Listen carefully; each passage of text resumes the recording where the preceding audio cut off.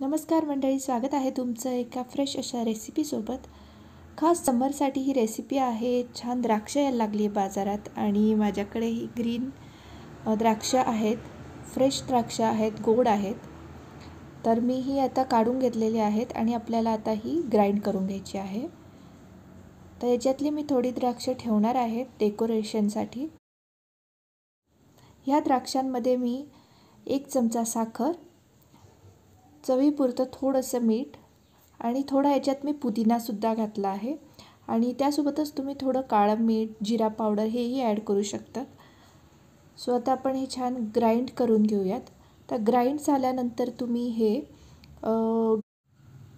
गाळूनही घेऊ शकतात किंवा तसं क्रशसारखंही तुम्ही ज्यूस पिऊ शकतात. तर हे बघा, मी डेकोरेशनसाठी थोडासा पुदिना ठेवलेला होता. आता हा क्रशवाला ज्यूस आपला रेडी आहे आणि त्यासोबतच याला थोडंसं अट्रॅक्टिव्ह डेकोरेशन कसं करायचं ते मी तुम्हाला दाखवणार आहे.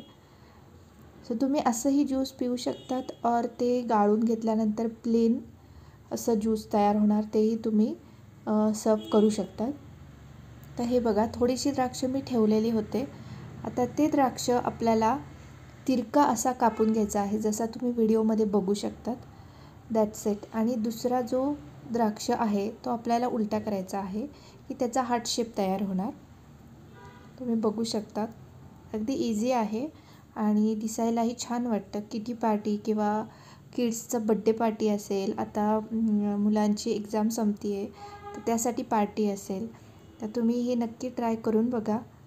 ॲट्रॅक्टिव्ह वाटतं आणि छान वाटतं आणि प्लस द्राक्षाचं ज्यूसही खूप टेस्टी होतं. तुम्ही नक्की ट्राय करून बघा आणि कसं वाटलं आम्हाला कमेंट बॉक्समध्ये नक्की सांगा. नक्की रेसिपी ट्राय करा.